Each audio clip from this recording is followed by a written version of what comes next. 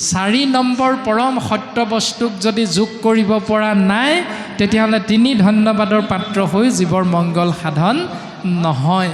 এই 4 নম্বৰ সত্য বস্তু কি? গোবিন্দ মহাপ্ৰভু কৃষ্ণ গোসাঁইৰ নাম। ও নামে ধন জন বন্ধু, নামে পিতা মাতা, নাম নিজ সুহৃদ, নামেহে পিতা মাতা। নামে সুহৃদ, নামে গতিদাতা।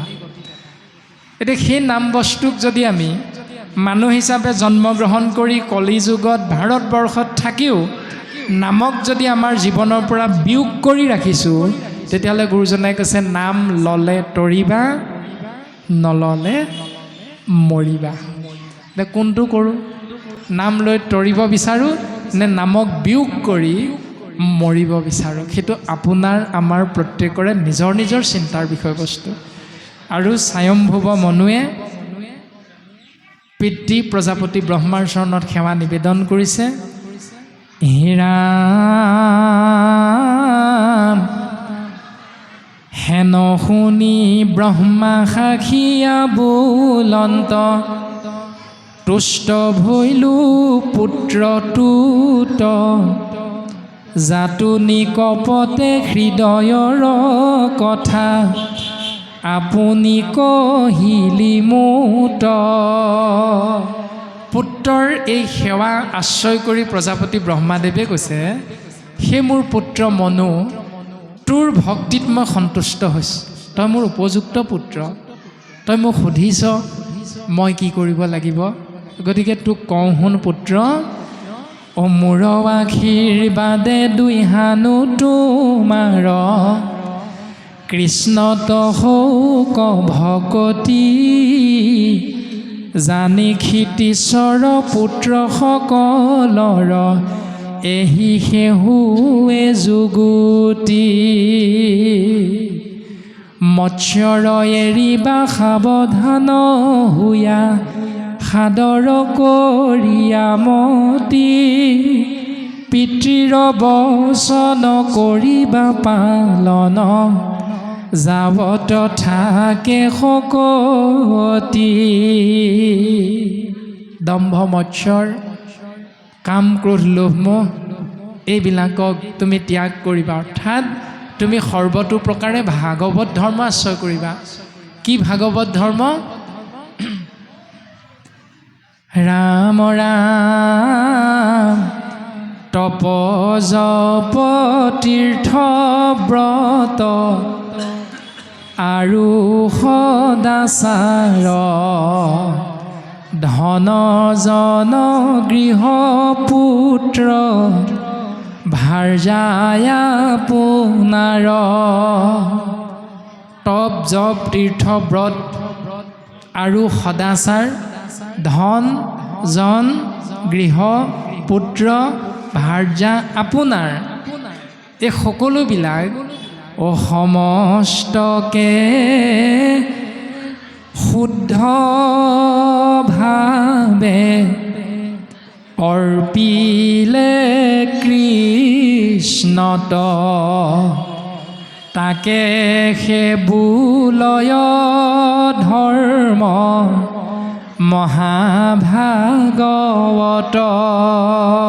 সেই পুত্ৰ ব্ৰহ্মাদেৱে কৈছে যে জানি ক্ষিতীশ্বৰ পুত্ৰসকলৰ এহিকে শুৱে যুগুতি, মোৰ আশীৰ্বাদে 2 হানু তোমাৰ, কৃষ্ণত হৌক ভকতি। মই আশীৰ্বাদ কৰিছোঁ তুমি মোৰ পুত্ৰ আৰু বোৱাৰী দুয়োজনৰে কৃষ্ণত ভকতি হওক, মৎস্যৰ এৰিবা, সাৱধান হবা, সাদৰ কৰিয়া মতি, পিতৃৰ বচন কৰিবা পালন, যাৱত থাকে শকতি। যেতিয়ালৈকে শক্তি থাকিব তেতিয়ালৈকে তুমি মই পিতৃয়ে কোৱা কৃষ্ণত ভকতি ভাগৱত ধৰ্ম আশ্ৰয় কৰিবা। এতিয়া ভাগৱতে কোৱা সেই ভাগৱত ধৰ্ম সংসাৰী জীৱ আপুনি আমিও পালন কৰিছোঁ নিশ্চয়। কেনেকৈ পালন কৰিছোঁ?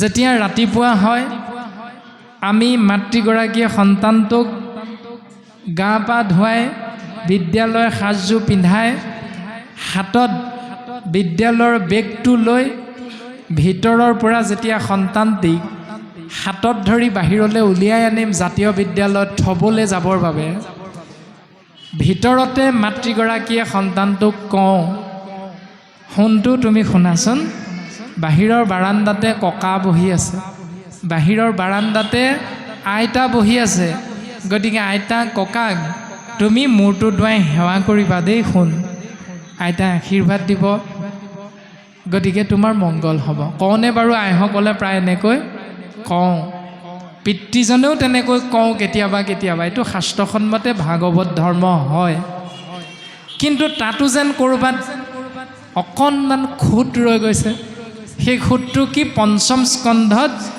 ঋষভ চৰিত্ৰত সেই খুঁতটো আমাক আঙুলিয়াই দিছে কেনেকৈ স্বৰ্গৰ দেৱৰাজ জয়ন্তীক বিয়া কৰাই নাভি ৰজাৰ পুত্ৰ ঋষভে যেতিয়া গৃহস্থী ধৰ্ম পালন কৰি 100জন পুত্ৰৰ পিতৃ হৈছিল তেতিয়া পুত্ৰসকলক জ্ঞান দিবৰ নিমিত্তে একদিনা পুত্ৰগণ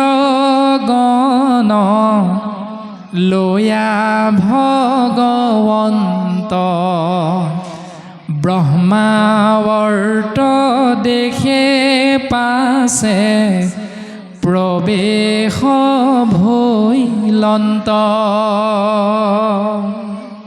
এদিনাখন ব্ৰহ্মাৱৰ্ত দেশত গৈ পুত্ৰসকলক লগত লৈ জ্ঞান দিবৰ বাবে সেই স্থানত উপস্থিত হ'ল আৰু উপস্থিত হৈ কি কৰিছে এইৰামে ব্ৰহ্ম ঋষি গণে তাত আছে সভা কৰি প্ৰণামী বখিলা পাছে পুত্ৰগণ সংগে কৰি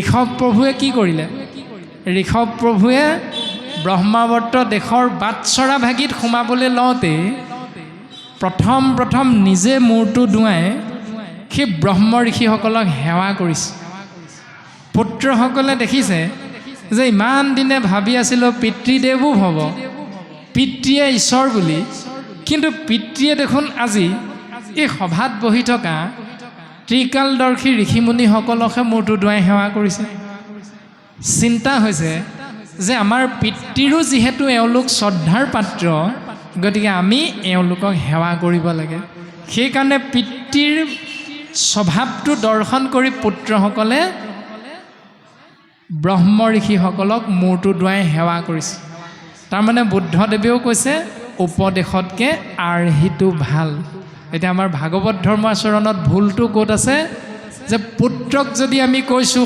শুনটো বাহিৰত ককা বহি আছে তুমি সেৱা কৰিবা সেইটো হ'ল ভাগৱত ধৰ্মৰ অকণমান ভুল আচৰণটো যদি আমি বোৱাৰীগৰাকীয়ে পোনে পোনে গৈ সন্তানটোক কাষত থিয় কৰাই যদি দেউতাক কওঁ বোলে দেউতা আপোনাৰ নাতিক বিদ্যালয়ত থ'বলৈ ওলাইছোঁ আপুনি এক কণিকা আশীষ বৰিখন কৰক যদি মূৰটো ধুৱাই সেৱা কৰোঁ সন্তানটোৱে কাষতে থিয় হৈ থাকি দেখিব মায়ে দেখোন ককাক সেৱা কৰিছে তাৰমানে ককাক ময়ো সেৱা কৰিব লাগে গতিকে এই আচৰণটো ভাগৱতৰ শুদ্ধ ধৰ্ম এইটো এতিয়া পালন কৰোঁ কিমানজনে নিজেহে বুজি পাম ভাগৱতৰ শুদ্ধ ধৰ্ম ভাগৱতে আমাক শিকাইছে আমি পালন কৰোঁতে ক'ৰবাত নহয় ক'ৰবাত আমাৰ খেলি মেলি আছে দ্বিতীয়তে যেতিয়া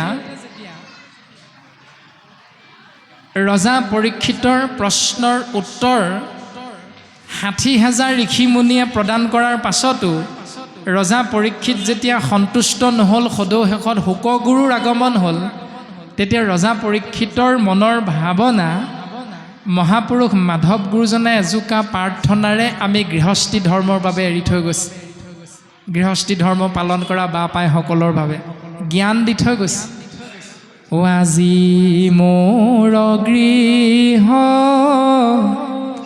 তীৰ্থটো অধিক পবিত্ৰ ভৈলা আশেষ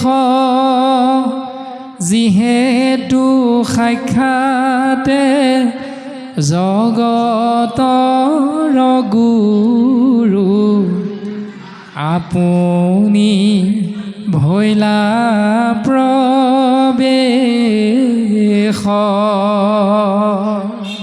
আজি মোৰ গৃহ, মই বুলি ভাবি থকা গৃহভাগ আজিহে পবিত্ৰ হৈছে। কিয়? কাৰণ জগতৰ গুৰুস্বৰূপ হে বাপ আপুনি আমাৰ গৃহত আহি প্ৰৱেশ কৰিছে। গতিকে গৃহতে থাকিয়া দেখিলোঁ তজু চৰণ, তোমাৰ চৰণ দৰ্শন পালোঁ গৃহত থাকিয়ে। গতিকে এজন অতিথি অহাৰ লগে লগে শাস্ত্ৰই আমাক সেই জ্ঞানটো দিছে। ভাগৱত ধৰ্ম অতিথি দেৱো ভৱ, অতিথিক ঈশ্বৰ জ্ঞান কৰিবা।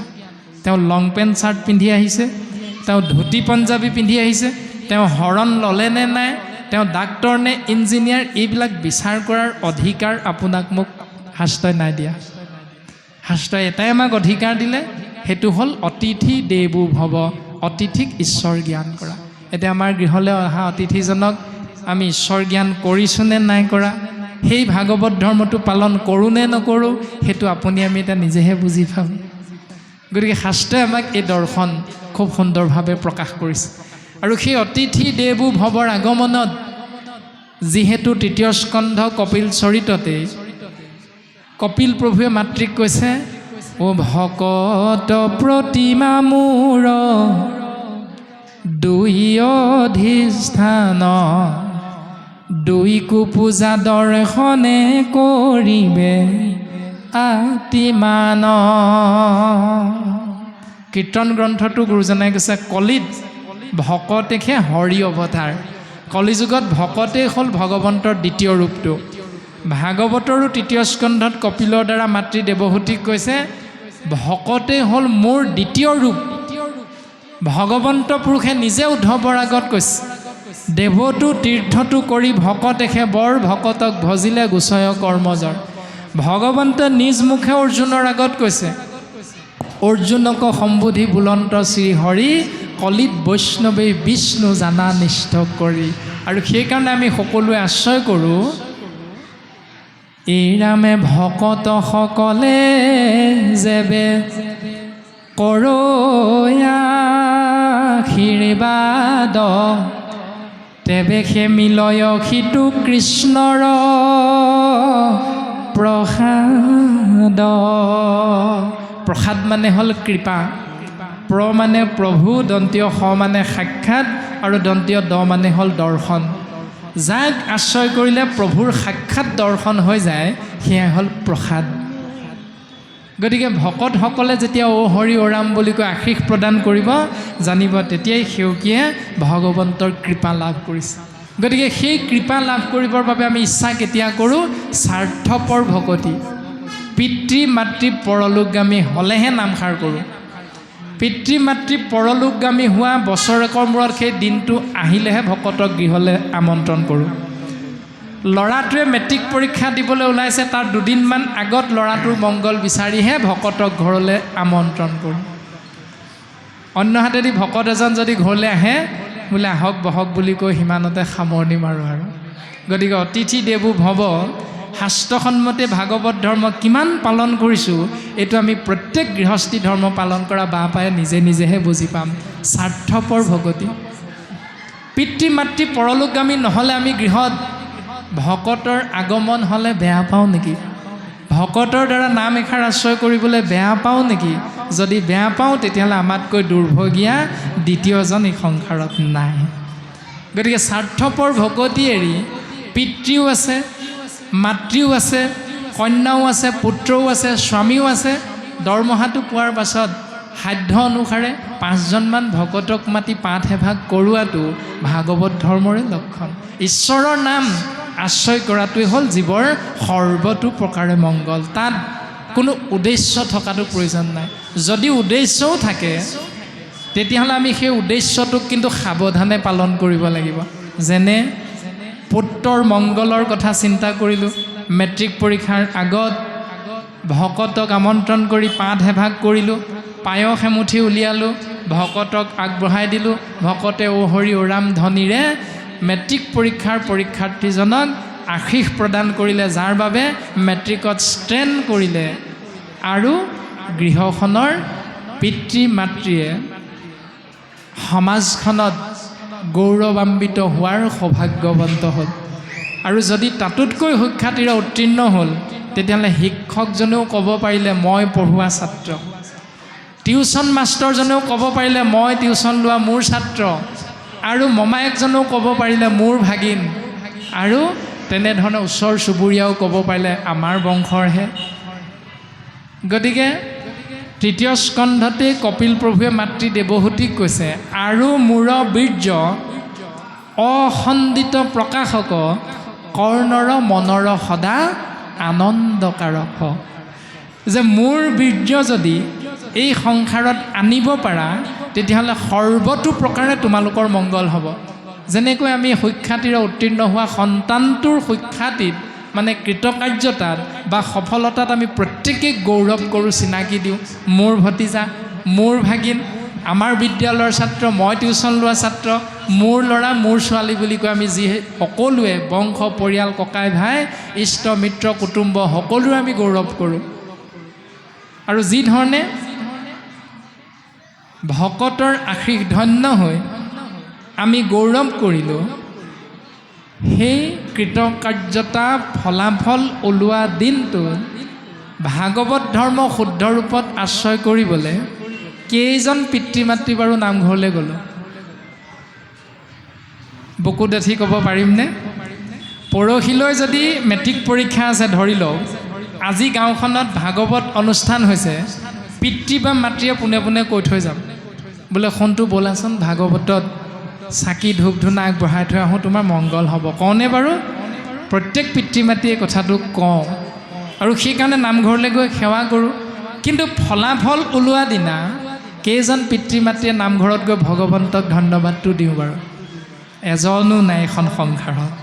কোনেও ভগৱন্তৰ নামটো নলওঁ সেইদিনা, প্ৰভু তোমাৰ কৃপাত সন্তানটোৱে সুখ্যাতিৰে উত্তীৰ্ণ হ'ল, গাঁওখনলৈ গৌৰৱ কঢ়িয়াই আনিলে। এজনো পিতৃ মাতৃয়ে বুকু ডাঠি এইটো কথা আমি ক'ব নোৱাৰোঁ। কিন্তু শুকগুৰুৱে পৰীক্ষিতৰ ৰাজদৰবাৰত উপস্থিত হোৱাৰ লগে লগে ৰজা পৰীক্ষিতে ধন্যবাদটো দিছে ঈশ্বৰক। কি বুলি ধন্যবাদটো দিছে? যে আন হেতু নাই কৃষ্ণ ৰেখে কৃপা, কিনো ভৃত্য প্ৰিয় স্বামী। হেতু মানে কাৰণ, হে গুৰুদেৱ তোমাৰ চৰণৰ ধূলা গৃহতে থাকি যে আমি দেখিলোঁ, ইয়াৰ বাবে বেলেগ কাৰণ একো নাই গুৰুদেৱ, এইটো কেৱল স্বামী ঈশ্বৰৰ কৃপা আমি দাসৰ হীৰত বৰিখন হৈছে, সেইকাৰণে ধন্যবাদটো ঈশ্বৰক দিছে। আৰু আপুনি আমি আশীৰ্বাদটো ঈশ্বৰৰ পৰা লৈ ধন্যবাদটো কাক দিওঁ জানে নাই? কাক দিওঁ নেজানে? জানে নে নেজানে? কম নে নকওঁ? কম নে নকওঁ? কম। কৃষ্ণ গুৰু দেৱ নাম ভকত গুলিমাৰ, আমলৰীয়া হাঁহটো মুচৰি মাৰ। ফলাফল ওলোৱা দিনা 5টামান ব্ৰইলাৰক ধন্যবাদটো দিওঁ। খানা এটা যে হয় সেইটো হ'ল ভাগৱত ধৰ্মৰ বিপৰীত নিয়মটো। এতিয়া সেই নিয়মখিনিকে পালন কৰি আছোঁ। যিদিনা ঈশ্বৰক খাটিছিলোঁ প্ৰভু সন্তান এটা দিয়া, কিন্তু যেতিয়া অপাৰেশ্যন কৰিয়ে হওক, মেডিকেলতে হওক, যেতিয়া সন্তানটো জন্ম হ'ব, সেই আনন্দত স্বামীজনে 5জনমান সমনীয়াক মদৰ বটল এটা উপহাৰ দিয়ে। পাইছেনে সেইটো নিয়ম? পাইছে। ঈশ্বৰৰ কৃপাত এটি পুত্ৰ সন্তানৰ মুখ দেখিছে, আৰু স্বামীজনে মদৰ বটলটো সমনীয়াকেইজনক উপহাৰ দিয়ে। সেইটোৱে ধন্যবাদ দিলোঁ, ভাগৱত ধৰ্ম আশ্ৰয় কৰিলোঁ আৰু পালন কৰিলোঁ তাৰ অন্যটো ৰূপ। কোনগৰাকী মাতৃয়ে ঈশ্বৰক ভাবিলে যে নামঘৰত গৈ প্ৰভু তোমাৰ কৃপাত এটি সন্তানৰ মুখ দেখিলোঁ, হে প্ৰভু প্ৰত্যেক মুহূৰ্ততে তুমি যেন এই সন্তানটিক যিহেতু তোমাৰ কৃপাত হৈছে, গতিকে তুমি প্ৰত্যেক মুহূৰ্ততে সন্তানটোক কৃপা কৰিবা প্ৰভু। কওঁনে কোনো মাতৃয়ে, কোনো পিতৃয়ে? এয়া হ'ল ভাগৱত ধৰ্মৰ শুদ্ধ ৰূপ, আৰু পালন নকৰাটো হ'ল ভাগৱত ধৰ্মৰ বিপৰীত ৰূপ। নিয়মটো পালন কৰোঁ, নাৰী সৰাৰ লগে লগে চোৱা গ'ল বুলি আমি শুদ্ধিকৰণৰ ব্যৱস্থাটো কৰোঁ, কিন্তু নাৰী নহৰালৈকে বংশ পৰিয়ালৰ কোনো বাহ পাই নামঘৰলৈ নাযায়। এই নিয়মটো আছে নাই? আছে। নাৰীডালৰ লগতনো বংশ পৰিয়ালৰ কি সম্পৰ্ক আছে? সেই নাৰীডালৰ নাম তৃতীয় স্কন্ধতে লিখা আছে, আপ্যায়নী নাৰী। সেই নাড়ীডাল ডাক্তৰে অপাৰেশ্যন কৰোঁতে সন্তানটোৰ পৰা বিচ্ছিন্ন কৰি কেঁচিখনেৰে কাটি দিয়ে। সেই নাড়ীডালৰ নাম হ'ল আপ্যায়নী নাড়ী। আৰু সেই নাড়ীডালেৰে 5 মাহত সন্তানটিয়ে মাকে খোৱা আহাৰ ৰস ৰূপে গ্ৰহণ কৰিব পাৰে। জীৱৰ তামসিক গতি 3য় স্কন্ধ কপিল চৰিত্ৰত গোটেইখিনি লিখা আছে। 5 মাহত পঞ্চমৃত খায়। কিয় খায়? কাৰণ 5 মাহত সন্তানটোৰ ভোক লাগে, সন্তানটোৰ পিয়াহ লাগে। 4 নম্বৰ মাহত কোনেও পঞ্চমৃত নাখায়। এতিয়া পঞ্চমৃত কি তাৰো খেলি মেলি আছে আমাৰ সমাজত। এতিয়া খায় বাৰু ঠিকেই, দিনত খায় নে ৰাতি খায়? দিনত খায়, ঠিকে আছে, দিনতেই খাওক বা ৰাতিয়ে খাওক, কোনো কথা নাই। কিন্তু দিনত যদি পঞ্চমৃত খায়, ৰাতিলৈ কি খায়? ৰক্তৰঞ্জিত আহাৰ, মাছ অকণ, মাংস অকণ, এই পিতৃ মাতৃৰ গৃহত গৈ পঞ্চমৃত খায়। শাস্ত্ৰত এইবিলাক নাই লিখা দেই। মাতৃগৃহত পঞ্চমৃত খাবনে স্বামীৰ গৃহত খাব এইবিলাক লিখা নাই। আপুনি য'তেই খায় আপোনাৰ নিজৰ কথা। কিন্তু ৰাতিলৈ যদি আকৌ মাছ মাংসৰে সেৱাভাগ গ্ৰহণ কৰে, তেতিয়াহ'লে জানিব খাৰ লোণ মাতৃয়ে খাই যত খাৰ লোণ মাছ মাংস মাতৃয়ে যিমানবিলাক খাব, জ্বলা টেঙা লোণ, সিমান দ্ৰব্য আহাৰৰ ব্যৱস্থাৰ মাধ্যমেৰে গৰ্ভত থকা সন্তানটি ঘনে ঘনে মুচৰা যায়। আৰু সেইকাৰণে সন্তানটিয়ে গৰ্ভতে প্ৰতিজ্ঞা কৰে, মা তুমি যি অপথ্য ভক্ষণ কৰি মোক কষ্ট দিছা, দুখ দিছা, সেই মা মোক পৃথিৱীলৈ গৈ ল'বলৈ দিয়া, তোমাকো একেই জ্বলা টেঙা খোৱাম। খাইছে নাই ল'ৰা ছোৱালীৰ কাৰণে জ্বলা টেঙা? খাইছোঁ। ভাগৱতৰ প্ৰত্যেকটো পদবন্ধে ছবিচন্দে আপোনাক মোক সুন্দৰ উপদেশ দি আছে। ভাগৱত মানে দাঙিব নোৱাৰা কিবা এটা শিল নহয়। ভাগৱত মানে হ'ল যিধৰণে ৰাতিপুৱা শুই উঠি সেন্দুৰকণ ল'বৰ বাবে আইনাখনৰ সন্মুখত থিয় হওঁতে চকুৰ গুৰিকেইটা কলা পৰা দেখোঁ, গালখনত হাল মইনাৰ দাগ পৰা দেখোঁ, তেতিয়াই মাতৃগৰাকীৰ এটা চিন্তা হয়, বিউটি পাৰ্লাৰলৈ যাব লাগিব। ভাবোঁ নাই বাৰু? ভাবোঁ। কেলৈ ভাবোঁ? যদি আইনাখনৰ সন্মুখত থিয় নহ'লোহেঁতেন ভাবিলোহেঁতেন নাই? নাভাবোঁ। গতিকে আইনাখনৰ সন্মুখত থিয় হোৱাৰ লগে লগে আইনাখনে যিধৰণে প্ৰতিবিম্বটো হুবহু প্ৰকাশ কৰে, প্ৰতিবিম্বটো দেখি যেতিয়া বুজি পালোঁ মোৰ কিবা এটা হৈছে, ডাক্তৰৰ ওচৰলৈ যাব লাগে, মোৰ কিবা এটা হৈছে, বিউটি পাৰ্লাৰলৈ যাব লাগে, সিদ্ধান্তটো নিজে ল'ম। তদনুৰূপ ভাগৱত নামৰ দাপোনখনৰ সন্মুখত যেতিয়াই 24টা তত্ত্বৰে গঠিত শৰীৰটোক থিয় কৰাই দিম, তেতিয়াই 11টা ইন্দ্ৰিয়, চকু, কাণ, নাক, মুখ, হাত, ভৰি, জিভা, গুহ্য আৰু লিংগ, 11টা ইন্দ্ৰিয়ৰ কৰ্ম ধৰ্ম ভাগৱতে আমাক সুন্দৰভাৱে দেখুৱাই দিয়ে। এতিয়া এই দাপোনখনৰ সন্মুখত থিয় নহ'লে হাতখনৰ ধৰ্ম কি বুজি পাম নি? নাপাওঁ। সেইকাৰণে এনেকৈ আহিব লগা হাতখনৰ ধৰ্মটো এনেকুৱা হৈ যায়, এনেকৈ আহিব লগা হাতখনৰ ধৰ্মটো এনেকুৱা হৈ যায়। এইবিলাক স্বধৰ্ম ভাগৱতৰ মতে আমাক সুন্দৰভাৱে দৰ্শন কৰাইছে গুৰুজনে। তাৰ পাছতো নধৌ গা ধোৱালি, নাখাওঁ ভাত খোৱালি, নিগিলোঁ কি কৰ কৰ। এতিয়া সেইটোতে আমি সোমাই আছোঁ। প্ৰাণজিৎ নামৰ শৰীৰটো, মাধুৰ্য নামৰ শৰীৰটোৱে দুদিনীয়া কাৰ্যসূচীত ভাগৱতৰ পদবন্ধে কথাখিনি কৈ যোৱাৰ পাছতো যদি কালিলৈৰ পৰা আমি পূৰ্বৰ মতেই কামখিনি কৰি থাকোঁ, এনেকৈ যুগ যুগ ধৰি ভাগৱত অনুষ্ঠান পাতিও কোনো লাভ নাই। আমি মাত্ৰ সেইভাগিহে সেৱা নিবেদন কৰিব পৰা যাব। এতিয়া ভাগৱতৰ পদবন্ধত কি ক'লে, কালিলৈৰ পৰা আমাৰ সমাজত থকা সেই ভুল নিয়মকেইটা যদি পালনেই কৰি থাকোঁ, তেতিয়াহ'লে ভাগৱত পঢ়ি ভাগৱত শুনি আমাৰ একো লাভ নাই। সেইকাৰণে আমি প্ৰত্যেকটো কথা শুনাৰ লগে লগে হৃদয়ংগম কৰিব লাগিব। হৃদয়ংগম কৰি তাক পালন কৰিবলৈ যৎ পৰোনাস্তি চেষ্টা কৰিব লাগিব। একেদিনাই সম্ভৱ নহয়, কিন্তু সেইটো আমি অভ্যাস কৰিব লাগিব। গুৰুজন বস্তুৱে কৈছে, ভগৱন্ত পুৰুষৰ পদ্মমুখখনতে যে বেদে কাৰ কথা কৈছে, সেই প্ৰভু তুমি কোৱা, উদ্ধৱে সুধিছে। আৰু তেতিয়া ভগৱন্ত পুৰুষে উদ্ধৱক কৈছে, মই বিনে বেদে কিছু আন নবখানে, চাৰিও বেদৰ তত্ত্ব অৰ্থ এহি মানে। বেদে কেৱল মোৰ কথা কৈছে। বেদে যাগ যজ্ঞ পূজা পাতলৰ কথা ক'তো নাই কোৱা। বেদে কেৱল মোৰ সেৱাৰ কথাহে কৈ আছে। আৰু চতুৰ্থ স্কন্ধ পুৰঞ্জন উপাখ্যানতো কৈছে দেৱঋষি নাৰদৰ দ্বাৰা, কোন ভাগৱতে ভোজনী সৰাধে নেও যজমান যজি, তাকো পঢ়িবাকো শুনিবে নোৱাৰে কাণ কৰে গজ গজি। ভাগৱতৰ কোন স্কন্ধ, কোন অধ্যায়, কোন পদত, কোন ছবি, কোন লেচাৰিত ক'লে ভোজনী শৰাধে ভোজনী দিব লাগিব, মুণ্ডন কৰিব লাগিব, শ্ৰাদ্ধ পিণ্ড ছমহীয়া বছৰিকীয়া কৰিলেহে জীৱৰ গতি হ'ব, কোন পদত ক'লে? এতিয়া আকৌ পঢ়িব, আকৌ শুনিব নোৱাৰে। ইয়াক পঢ়িবলৈও ইচ্ছা নকৰে, শুনিবলৈও ইচ্ছা নকৰে।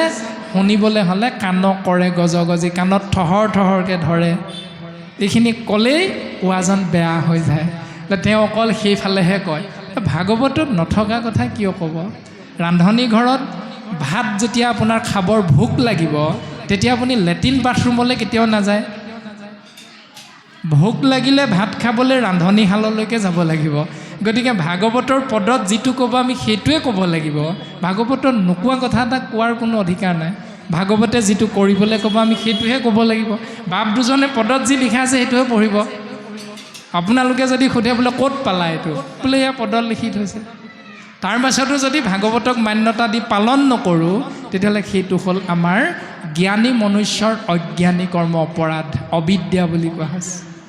গতিকে আমি চিন্তা কৰিব লাগিব যে বেদত কেৱল ভগৱন্তৰ কথা কোৱা হৈছে, আৰু সেই বেদ সমস্ত বেদান্ত সাৰ মহাভাগৱত শাস্ত্ৰ, সমস্ত বেদ বেদান্তৰ সাৰ হ'ল মহাভাগৱত। আৰু এই ভাগৱতত কেৱল স্বয়ং কৃষ্ণস্তু ভগৱান আছে। সেইকাৰণে ভাগৱতৰ পদে আমাক সিদ্ধান্ত দিছে, অ যি বেদে তোমাক কহে, যি বেদে কেৱল তোমাৰ কথা কৈ আছে, অ তাক নিতে পঢ়ে, তথাপি অজ্ঞানতাৰ নিতে নিতে চৰে। যি বেদৰ অন্ত বেদান্ত ভাগৱতে কেৱল কৃষ্ণ কথা কৈ আছে, সেই ভাগৱত পঢ়াৰ পাছতো পঢ়ুৱৈসকলৰ, সেই ভাগৱত শ্ৰৱণ কৰাৰ পাছতো শ্ৰৱণকৰ্তাসকলৰ অজ্ঞানতাটো প্ৰত্যেক দিনাই বাঢ়ি বাঢ়ি গৈ আছে। সমাজখন সেইকাৰণে চেদেলি ভেদেলি হৈ গৈ আছে আমাৰ। ভাগৱতে কৈছে এটা, পূৰ্ব পৰম্পৰাটো আপুনি আমি এৰাৰ পৰা নিজক আঁতৰাই ৰাখোঁ। এৰাম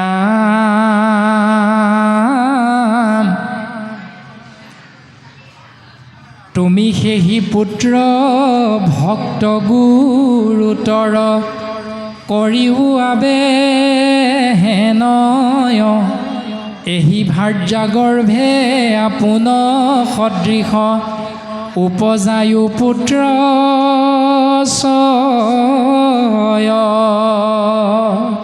সেই পুত্ৰ তোমাৰ নিচিনা পুত্ৰক জন্ম দিবলৈ তুমি ঈশ্বৰৰ চৰণত সেৱা নিবেদন কৰিবা।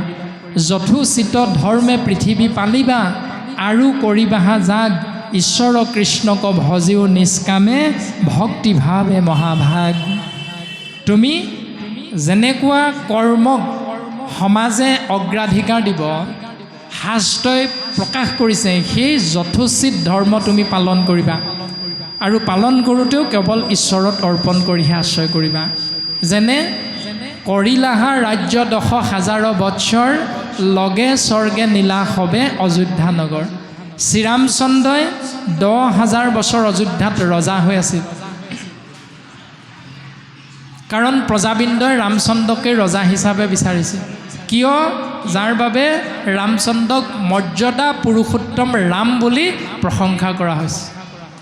কাৰণ তেওঁ প্ৰজাৰ সুখৰ বাবে তেওঁ নিজৰ ধৰ্মপত্নী সীতাকো বনত মেলিবৰ বাবে এক মুহূৰ্তও কুণ্ঠাবোধ কৰা নাছিল, বিচলিত হোৱা নাছিল।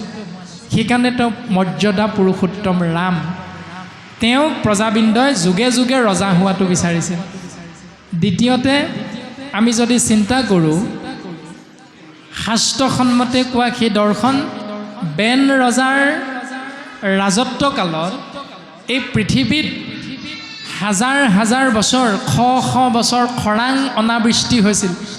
ইমানেই দুষ্ট অত্যাচাৰী শাসনকৰ্তা আছিল বেন।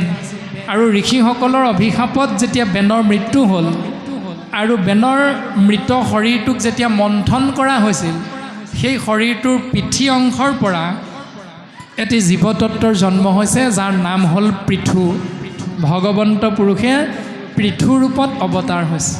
আৰু পৃথুৰূপত অৱতাৰ গ্ৰহণ কৰাৰ লগে লগে পৃথিৱীত শস্যে মৎস্যে সুন্দৰভাৱে জাতিষ্কাৰ হৈ গ'ল আৰু পৃথু ৰজাই তেওঁৰ প্ৰজাৰূপী পুত্ৰসকলৰ আগত উপদেশ প্ৰদান কৰি গৈছে, সেই মোৰ পুত্ৰসকল তোমালোকে শুনা, এই ৰামে পুত্ৰ ভৈলে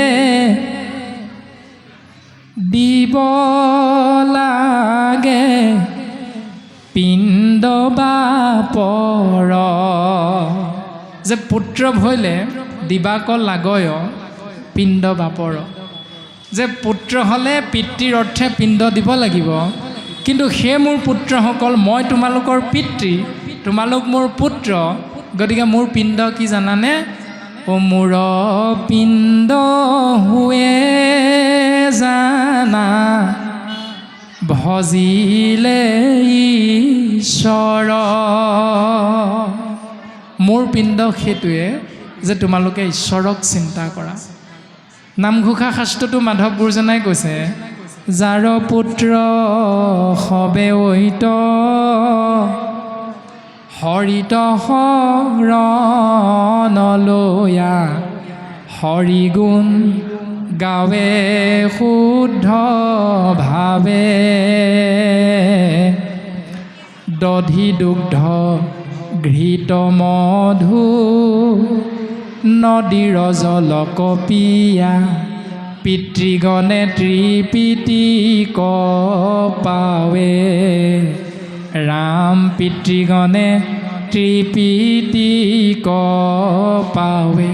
যাৰ পুত্ৰ হবে ঐত, ঐত মানে ইয়াত হৰিত শৰণ লয়। এতিয়া আমি হৰিত শৰণ লোৱাই নাই, আপুনি আমি আগবঢ়োৱা দধি দুগ্ধ ঘৃত মধু পিতৃয়ে ভাল পাবনে নাই লৈ?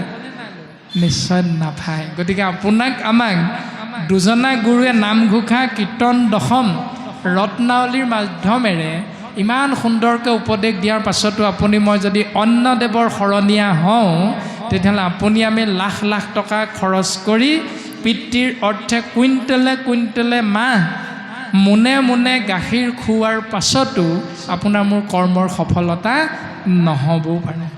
কাৰণ শাস্ত্ৰই কৈছে আমি হৰিত শৰণ লোৱা নাই, আমি বিশ্বকৰ্মাত শৰণ ল'লোঁ, আমি সৰস্বতীত শৰণ ল'লোঁ।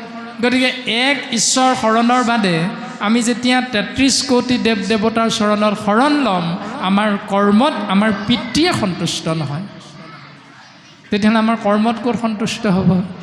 যিটো ল'ৰাই, যিজনী কন্যাই দেউতাকৰ অমতত বিয়া হোৱাৰ লগে লগে দেউতাকে মৰিল বুলি চৰুহাৰি ধুই দিব পাৰে, গতিকে সেইজন পিতৃৰ মৃত্যুৰ পাছত সেইগৰাকী কন্যাই কৰ্ম কৰিলে পিতৃয়ে ভাল পাবনে?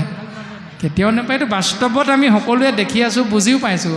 তেনে ক্ষেত্ৰত ঈশ্বৰত শৰণ নলৈ যদি অন্য দেৱতাত শৰণ লয়, তেতিয়াহ'লে তেওঁ কৰা কৰ্মত কেতিয়াও পৰলোকগামী পিতৃ মাতৃ সন্তুষ্ট নহয়। এয়া শাস্ত্ৰই আমাক পদবন্ধে সিদ্ধান্ত দিছে। গতিকে এনেকৈয়ে স্বয়ম্ভুৱ মনুৰ দ্বাৰা এই সংসাৰত শতৰূপাৰ ঔৰসত সৃষ্টি প্ৰকাশ হৈছে আৰু গুৰুজন বস্তুৱে আমাক সিদ্ধান্ত দিছে,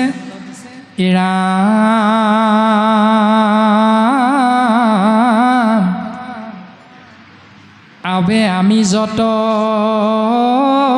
কোন কৰ্ম কৰোঁ, সৃষ্টি বা কি মতে হয়, ইটো কৰ্ম আনে কৰন্তা নাহিকে, বিনে প্ৰভু কৃপাময়।